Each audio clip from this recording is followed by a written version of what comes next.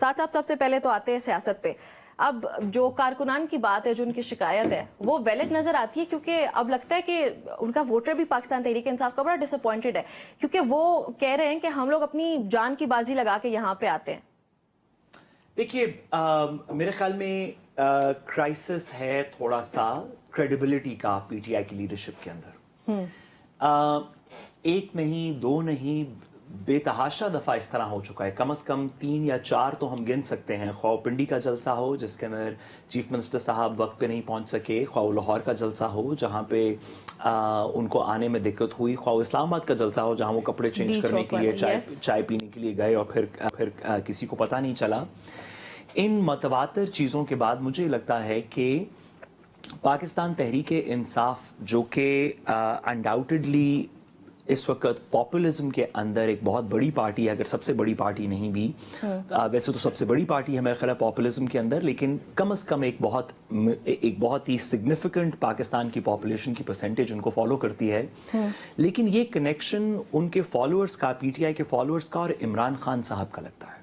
یہ کنیکشن کوئی علی امین گنڈا پور صاحب کے ساتھ نہیں ہے, یہ کنیکشن بیرسٹر گوہر کے ساتھ نہیں لگتا, یہ کنیکشن شیخ وقاص صاحب کے ساتھ نہیں لگتا. وہ تمام لوگ عمران خان صاحب کا پولیٹیکل کیپٹل استعمال کر رہے ہیں.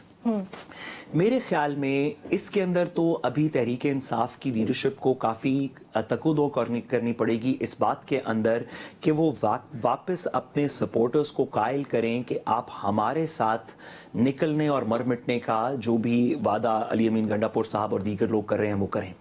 میرے خیال میں اس سے ہاف وعدے کے اوپر بھی ایک ہلکے سے اشارے پہ بھی عمران خان صاحب کے اگر وہ موجود ہوتے یا وہ یہ والا اس طرح کی کوئی بات کر رہے ہوتے تو لوگ بلیو بھی کرتے, ایک رسپانس بھی دیتے. لیکن مسئلہ یہ ہے کہ عمران خان صاحب کے بعد جو پی ٹی آئی کی لیڈرشپ اس وقت اس کے کرتا دھرتا ہیں, ان کی اپنی ماضی کی کارکردگیوں کی وجہ سے, ان کے اپنے ماضی کے وعدہ خلافیوں کی وجہ سے, یا ان کے اپنی اس طرح کی چیزوں کی وجہ سے جن پہ لوگوں نے ان پہ شک کیا, ایک کرائسس ہے کریڈیبلٹی کا پاکستان تحریک انصاف کے اندر.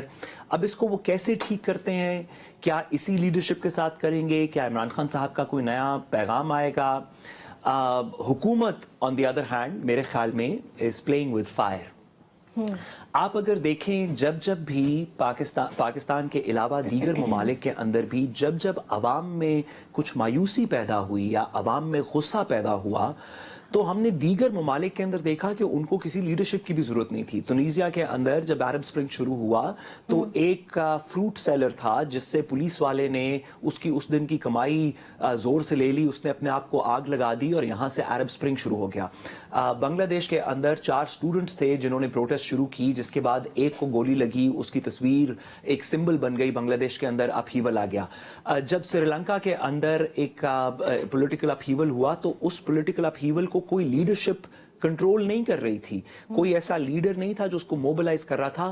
عوام کا غصہ امنڈ پڑا سڑکوں کے اوپر اپنی لیڈرشپ سے یا اپنی پولیٹیکل گورننس کے ساتھ. میرا یہ خیال ہے کہ پاکستان تحریک انصاف کے اندر ایک ریئل کرائسس آف لیڈرشپ ہے, لیکن اس کا یہ مطلب نہیں کہ حکومت کی دن اچھے آ گئے ہیں یا حکومت کے لیے کوئی بہت اچھی بات ہے. جو عوام کا غصہ ہے, جو عوام کی مایوسی ہے, جو عوام کی پسپائی ہے, جو ہمیں سوشل میڈیا پہ, پولز میں, دیگر جگہوں پہ نظر آتی ہے, سڑکوں پہ نظر آتی ہے, کسی کا کوئی سروے آپ اٹھا کے دیکھ لیں, وہ غصہ ریئل ہے. اب سوال یہ ہے کہ اپوزیشن کے اندر سے پی ٹی آئی یا دیگر جماعتوں میں سے کوئی اس کو چینل کر کے پولیٹیکل چینج لا سکے گا یا نہیں لا سکے گا. یہ ریئل کویسچن.